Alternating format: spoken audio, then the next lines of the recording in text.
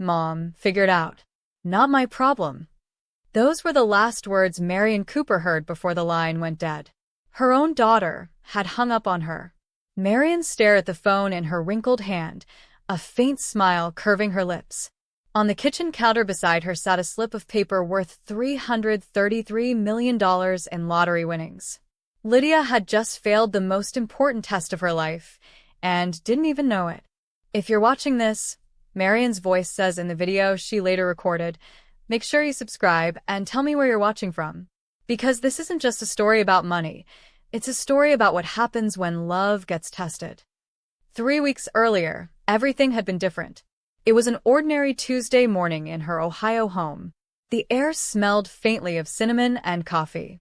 Marian, 67, had been buying the same lottery numbers for 15 years, her late husband's birthday, their anniversary, and the day her grandson Ethan was born. Her neighbor Frank always teased her. Marian, the odds of winning are worse than getting struck by lightning while being eaten by a shark, he'd say as she walked to Miller's corner store every Tuesday. She always laughed. Well, Frank, I like to think my luck's just stubborn. That morning, the TV hummed softly in the background as Marian sat at the table sipping coffee. The local anchor began reading out the Mega Millions numbers. 14, 23, 31. Her cup froze midway to her lips. Her eyes darted to the magnet ticket on the refrigerator. She tore it free, heart pounding, and read the numbers again. Every single one matched. She slumped into her chair, trembling, the room spinning around her. She was suddenly $333 million richer, $200 million after taxes. Oh, Harold, she whispered to her late husband's photograph on the wall, you won't believe this. Her first instinct was to call her children, Brandon and Lydia, and then Ethan, her grandson. But something in her chest tightened. Memories flickered like ghosts. Lydia's sharp comment last Christmas.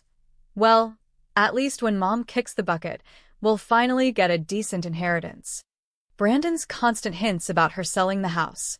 Maybe it was intuition, or maybe it was wisdom earned from years of disappointment, but Marian decided to wait. Instead of celebrating with them, she called a lawyer, then a financial advisor, then another lawyer. For 3 weeks, she kept the secret. She met discreetly with professionals, setting up trusts and investments.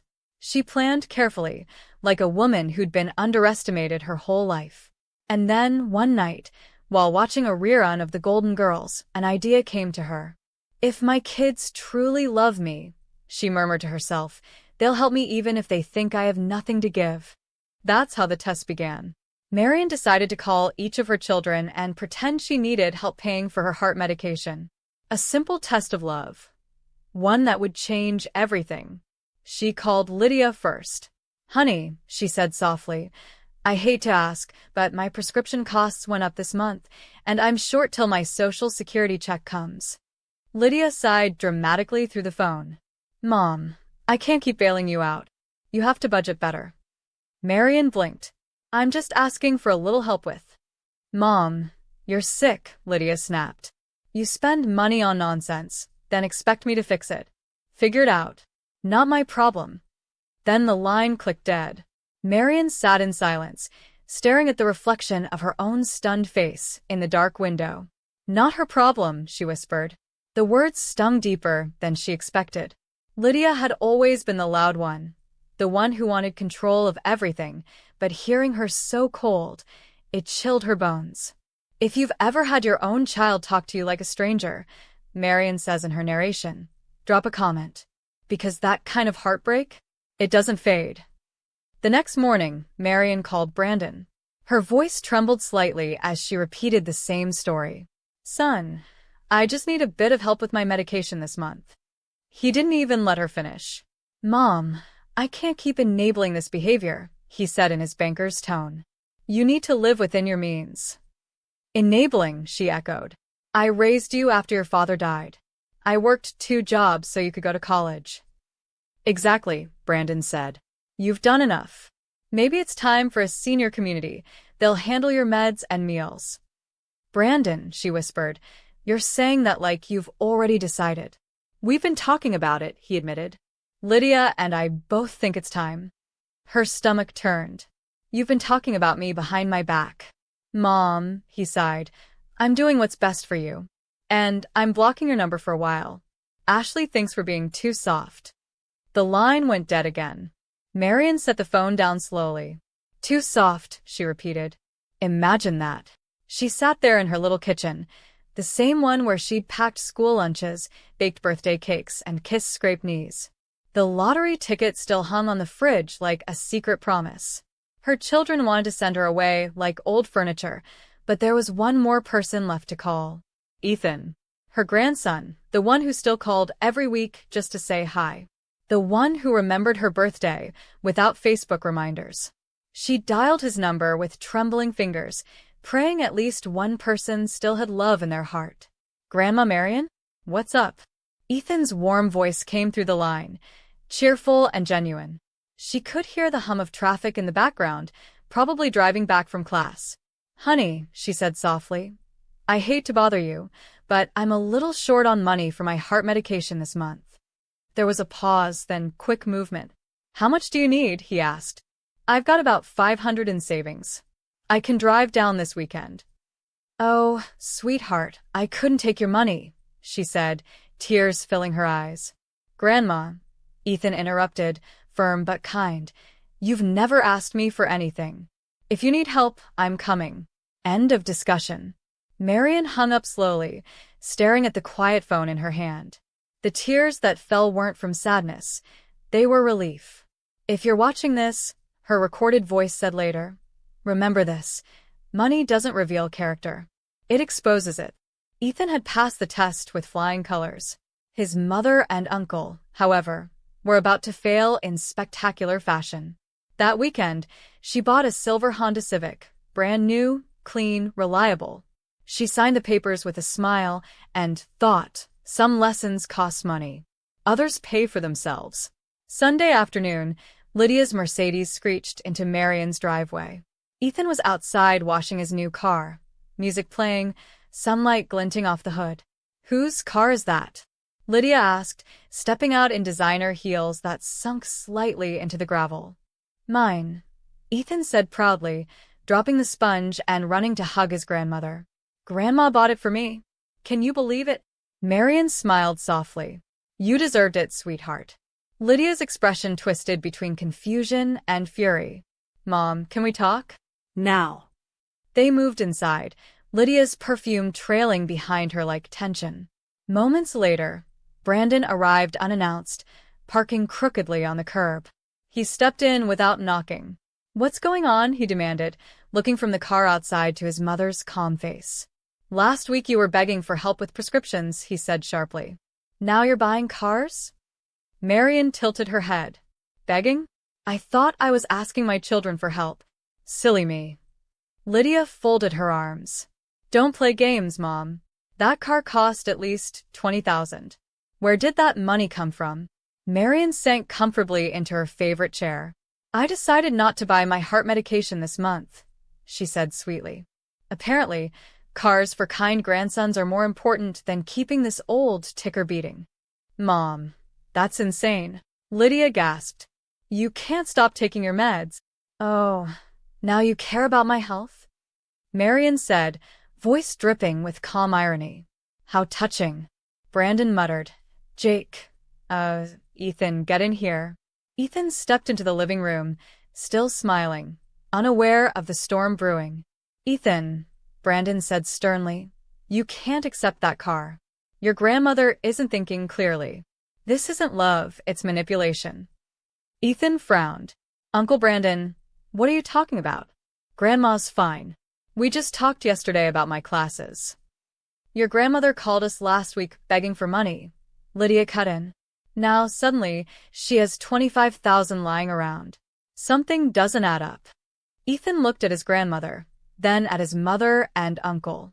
Slowly, his expression changed from confusion to realization. "You called them for help?" Ethan asked quietly. Marian nodded. "I did." "And they said no, didn't they?" His voice hardened. Brandon and Lydia looked away, studying the floor. "Thought so," Ethan muttered. "So when I offered to help, you bought me a car instead."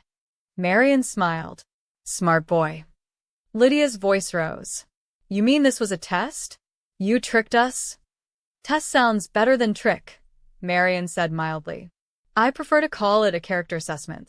Brandon started pacing, just like he used to when he got caught as a child. This is manipulation, Mom. Pure manipulation.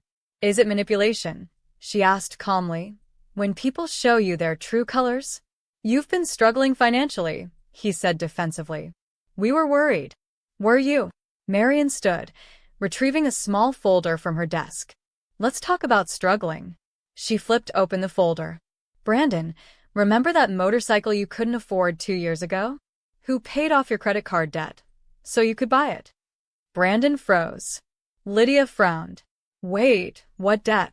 Oh, you didn't know? Marian asked sweetly. And Lydia, remember that spa retreat after your divorce? The one that helped you find yourself. Who covered your rent those months? Lydia's mouth opened, but no sound came out. I know everything, Marian said softly. Every loan, every favor, every time you took my help without repayment. And you still talk about inheritance as if I'm already gone. Ethan crossed his arms, glaring at them both. You took her money and then refused to help her? That's different, Lydia stammered. We're adults with responsibilities. And I'm a college student with a part-time job, Ethan shot back. Yet I offered to help. Enough, Marian said, raising a hand. You've both lived off my generosity while treating me like a burden. That ends today. Brandon's voice was bitter. So you're cutting us off? Choosing him over your own children. I'm choosing kindness over entitlement, Marian replied. Ethan has never asked for anything. You've both asked for plenty. Silence filled the room. Finally, Ethan spoke softly. Grandma, can I ask something? Of course, sweetheart. Just how rich are you? Marian smiled. That, my dear boy, is the second part of the story. She walked to the refrigerator, retrieved the ticket that had been hanging there for weeks, and placed it in his hands. Read the numbers, she said. Ethan's eyes widened. Grandma, these are the winning numbers from the Mega Millions jackpot 3 weeks ago. Brandon lunged for the ticket, but Ethan stepped back. Don't, he said firmly. Let me see it. Lydia demanded, but Marian held up a hand. The ticket's just a souvenir now. The money's already claimed, invested, and safely stored. Brandon's mouth opened and closed like a fish. You won the lottery? Marian smiled. Over 200 million after taxes. The silence that followed was thick enough to choke on. Lydia finally found her voice. Mom, we had no idea when you called. If we'd known. Marian raised an eyebrow. If you'd known I was rich, you would have helped me? That's not what I meant. Isn't it? She asked softly. Tell me, Brandon. If I were still living on Social Security and needed help, would you help me? He didn't answer. He didn't have to. Marian sighed. That's what I thought. Ashley's, no, Lydia's, eyes shimmered with fake tears. We can fix this. We can start over. Marian shook her head. Start over? You hung up on me, Lydia. And you, Brandon, blocked my number. Now you want to talk about family? Ethan sat quietly, watching the people he once looked up to unravel. Grandma, he whispered, I can't accept this car. Not if it's because of all this. Marian smiled warmly. That's exactly why you deserve it, sweetheart. Brandon ran a hand through his thinning hair. Mom, please, we messed up. But we're family. We can make things right. Marian's tone sharpened. Family isn't just DNA. It's how you treat people when they have nothing to offer. She walked to her desk and pulled out a thick envelope. I spent these last 3 weeks preparing for this moment. I hired a private investigator. Lydia went pale. You what?